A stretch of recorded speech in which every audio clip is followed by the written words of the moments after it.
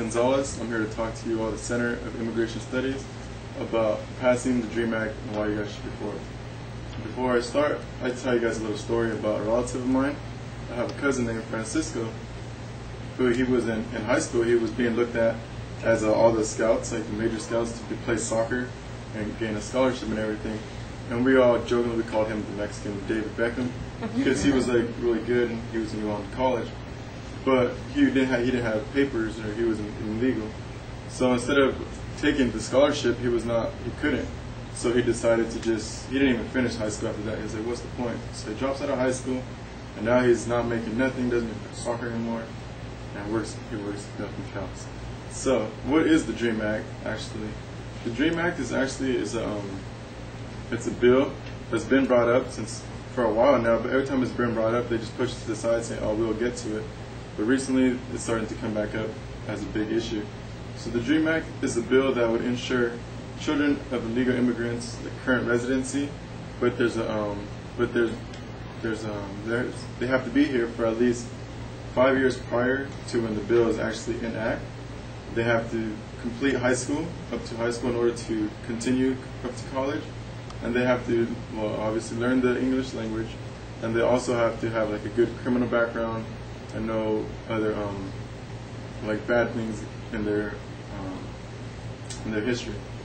So in this speech, first, I'd like to argue that not having the DREAM Act enables children, which like for my cousins in essence, not to continue their education going up to college or go and play sports because they are illegal.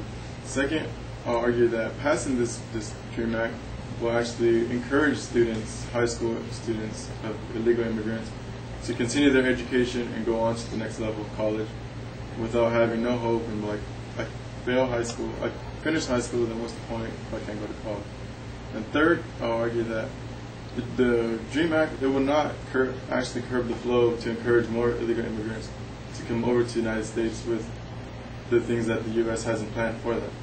So with that being said, first, the DREAM Act actually, like not having it makes students not want to go to finish college, because without this, it denies them from completing forms of like financial aid, FAFSA, and it also denies them from going into certain colleges, the ones that they want because of their status of being aliens. And this could actually harm almost like 2 million students are affected by this. And third, not having this, it could actually harm the U.S. more, because without students going into college, they could actually just be like, if I don't have to go to college, they can drop out of high school, which would increase the high school dropout rate, go up tremendously, and it could lead to parents depending on just welfare and food stamps, which also hurt us Americans because we are paying for them doing that. And also with the students being out of high school and not having nothing to do, the crime rate can escalate pretty high because they have nothing to do, they're just at home, bored, doing crime, which this crime can actually lead to us citizens, because the citizens will be caught in the middle of it. So, second, I'd like to talk to you guys about why, or the DREAM Act, like what it would actually do to these students to make them further their education. With this DREAM Act passed, it would actually benefit the U.S. more, because it is said, like stated earlier, 84% of students who graduate college earn higher income than those that actually do high school. The ones who graduate just from high school, they only go on to the lower paying jobs, minimum wage, which is less tax money for the U.S. But those who actually graduate college and get a higher paying job, is better for the U.S. with tax money and everything. With that tax money, it can actually help the U.S. benefit us economically and socially. So with the DREAM Act in play, it would actually encourage students to want to continue their education higher than that of high school, which is, I don't think anyone would want to just settle with a high school diploma. So with that being said, the first thing that comes to mind is everyone, oh, if we pass the DREAM Act, then that's going to make more immigrants want to come over into the United States just so they can do this. But that is not exact. That's true, but it won't actually happen, because the U.S. hasn't planned that in order for it to do that, in order for it to qualify for the DREAM Act, these students actually have to be in the U.S. 5 years prior to the act was passed. So if they come, let's say the bill is passed next month, and they come now, they will not qualify for this because they had to be here prior before that. And second, the U.S. also has a plan to, well, you guys know with the border fence, they're planning on building the border fence more stronger and better so no people can come across. So with that can also stop immigrants from coming over because it'll be harder for them.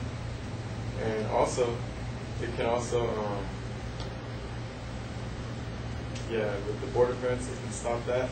And also, it would, they're planning on doing this program, which I forget exactly what it's called, but it's a program controlling the way they give their visas out, which is most illegal immigrants here, actually they came through because they were given visas, but they didn't go back when they were expired, so they're all here illegally.